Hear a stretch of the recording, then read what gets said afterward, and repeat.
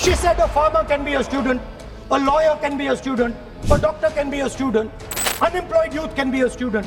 What about these idiots? She says to me, these idiots, they don't listen to anything anyone says. What's it? मैंने yield भी नहीं किया, आप उनको जगह दे रहे हैं, ये फिर से आ गए। नमस्कार, आदाब, सत श्री अकाल, जय भीम, जोहार। मेरा नाम है नवीन कुमार। पहली बार भारत की संसद में बिना नाम लिए हुए कथित नॉन बायोलॉजिकल महामानव के लिए इस तरह के शब्द का इस्तेमाल किया गया है। हंगामा तय था और वो हुआ।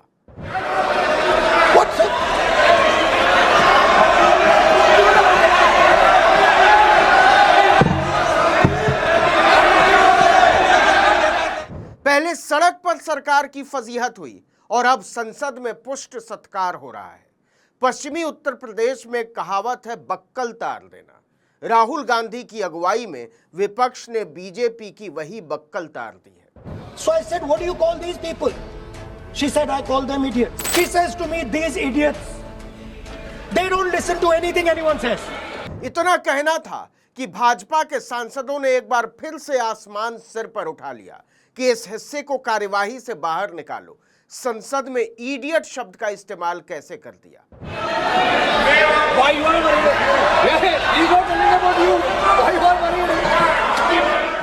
एक तो राहुल गांधी जैसे ही बोलने के लिए लोकसभा में खड़े होते हैं, बीजेपी सांसदों के कान खरहे की तरह खड़े हो जाते हैं। ऐसे चौकन्ने हो जाते हैं जैसे मछली की हरकत देखकर तालाब में एक टांग उठाकर बगुले खड़े हो जाते हैं।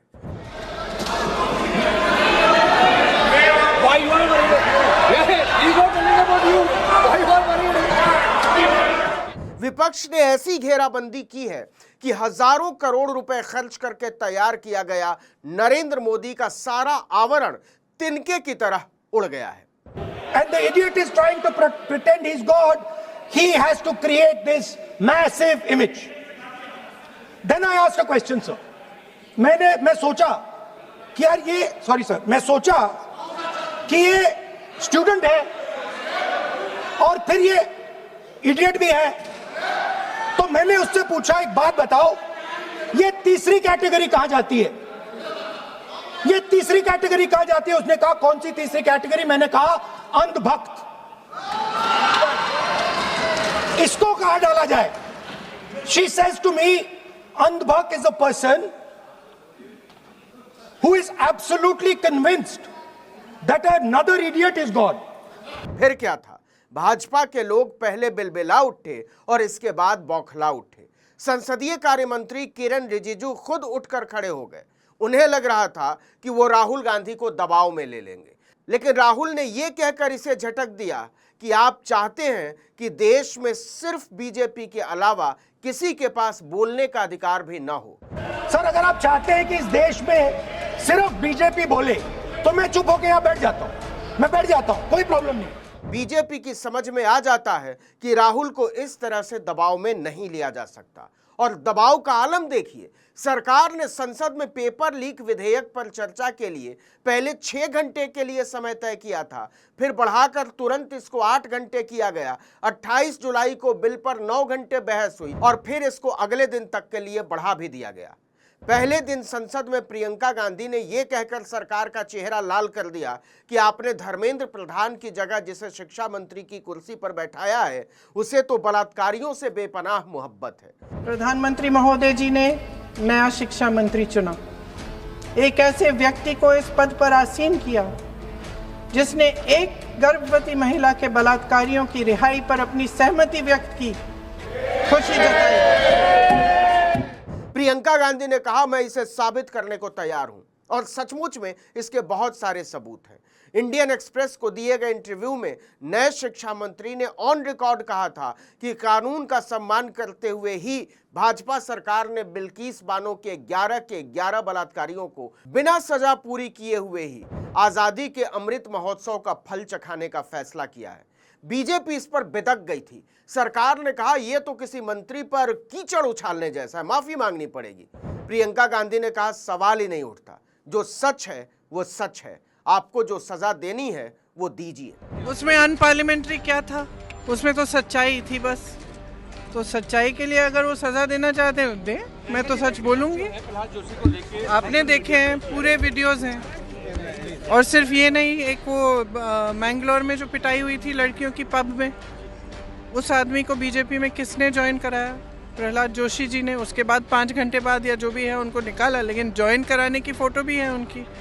तो उनका एक इंसिडेंट नहीं है ना, उनकी एटीट्यूड है महिलाओं के प्रति, उनकी एटीट्यूड है। तो कहानी समझ में आ रही है और पूरे देश को समझ में आ रही है।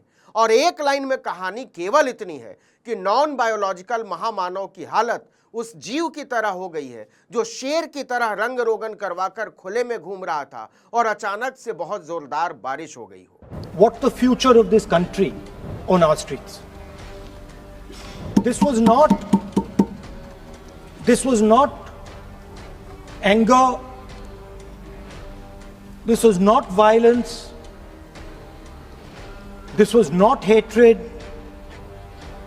This was an expression, deep expression of the youth of this country, of the future generation of this country. असल में नरेंद्र मोदी के लिए तवायफ फिल्म के लिए लिखा हसन कबाल का वो गाना बड़ा मुफीद बैठता है। बहुत देर से दर पे आंखें लगी थीं, हुजूर आते आते बहुत देर कर दी। मुद्दा अब धर्मेंद्र प्रधान रही नहीं गया है, सेंटर में आ चुके हैं नरेंद्र मोदी। प्रधान का इस्तीफा लेने से पहले सड़कों पर सिक्योरिटी फोर्सेस के आतंक की जो तस्वीरें सामने आईं, उसने नरेंद्र मोदी नाम के तिलिस्म को ही छिन्न भिन्न कर दिया। इसीलिए उनका नाम लेते ही बीजेपी दर्द से बिलबिला उठती है।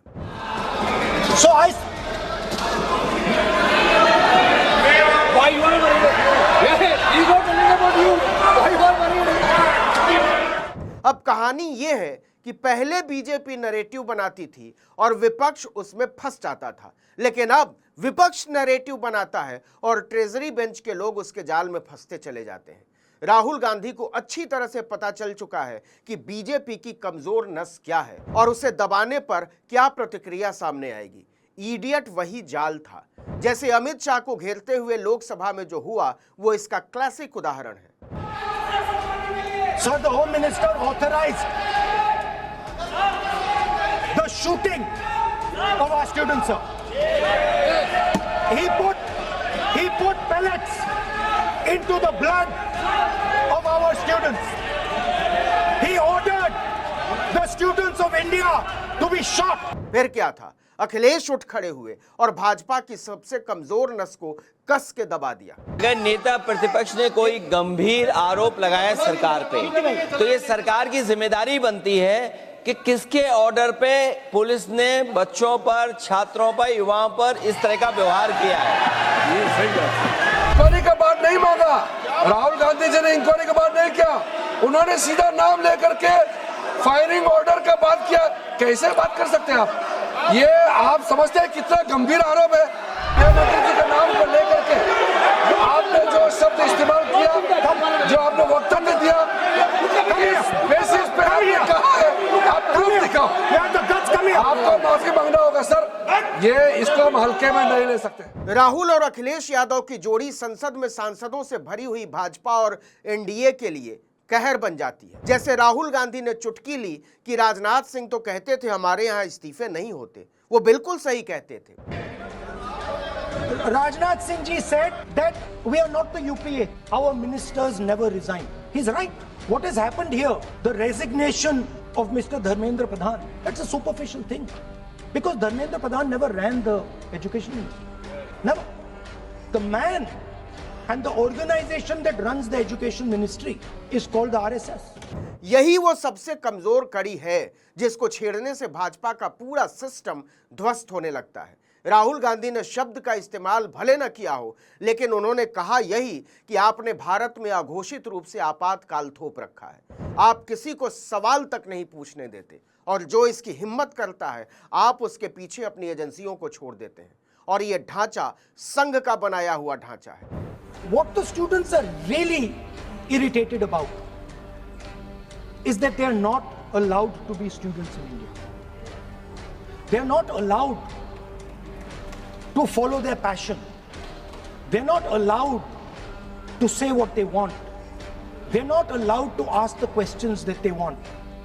They have to buy this nonsensical history that the RSS fantasizes about. संसद से लेकर नरेंद्र मोदी का पूरा फ्लोर मैनेजमेंट टूटकर बिखर चुका है।